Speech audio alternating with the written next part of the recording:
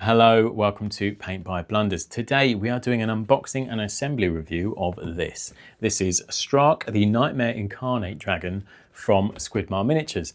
Now, I didn't really know much about this. I essentially saw someone on Instagram painting up this model, and then I was like, that looks great. Where did you get it from? He sent me a link, I picked it up. Here we are. Now, I didn't intend to do an unboxing or review on the assembly or the quality of this model. I simply wanted to paint it up for myself, potentially do a tutorial of a few techniques somewhere down the road. But I was very impressed with what was inside this box, and I just thought, in case anyone else was like me and on the fence about dropping that sort of money on a model like this, this is where this video has come from. Now, let's have a look at what's in this.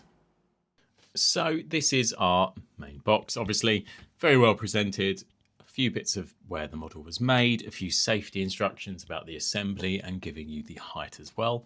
Not much else to say except for it looks very pretty.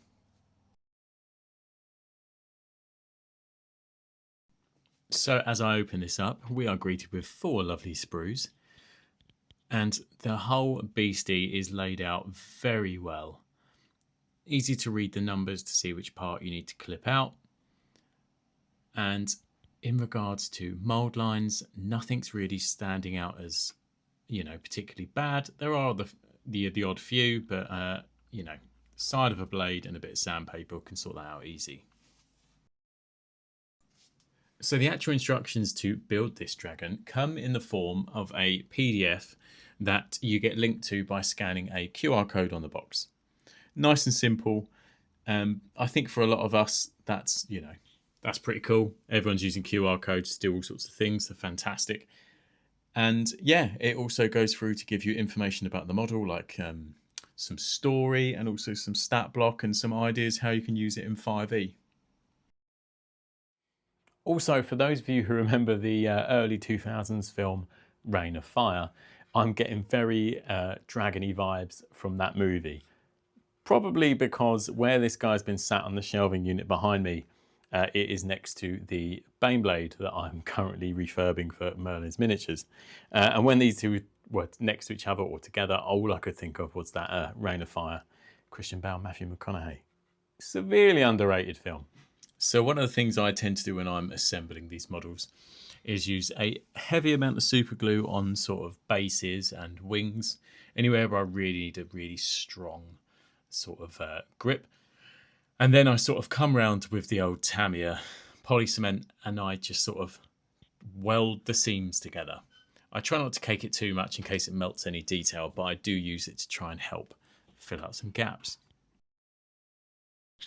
So one of the things that I think is fantastic about this is it's on the 100mm base, which is perfect for a lot of things you want to proxy this for if you want to use it in Age of Sigmar. But say you wanted to use it as something bigger, like Crondy's. He's on a 160mm round, whereas this is a 100mm.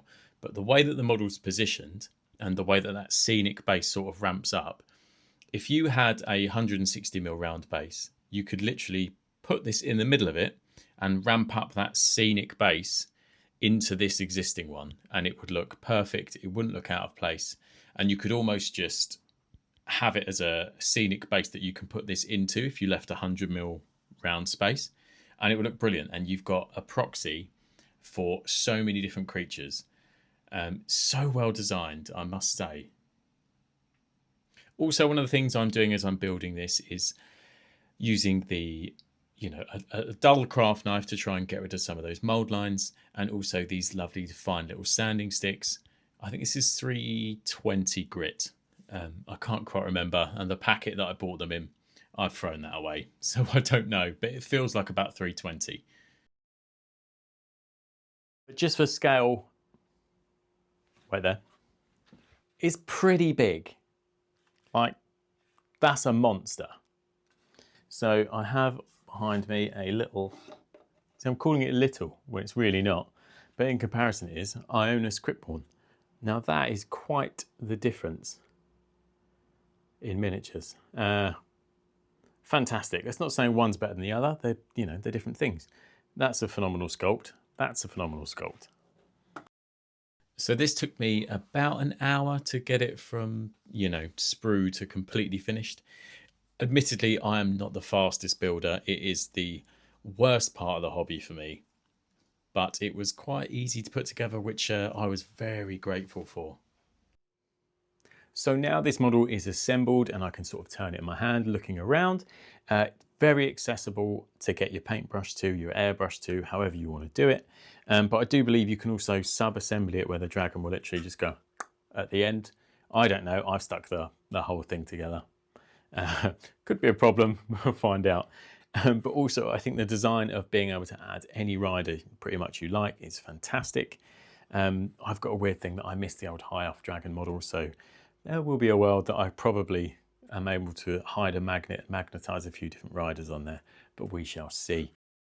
But these two are together now, so you can really see the scale sort of fairly close up. What a joy this model was. Honestly, I was so surprised. The quality of the plastic is good, very easy to assemble. I think the pose is great. You can get around it easy, and it has been well designed to work for, in my opinion, any fantasy game system without limiting it. And the idea of adding the extra rider, fantastic. So yeah, 10 out of 10 for this one. So to the man, Squidmar himself, thank you very much for designing a beautiful, beautiful model that is clearly very well thought out, very well executed, and I very much look forward to seeing what the other Gods of Sonna releases are.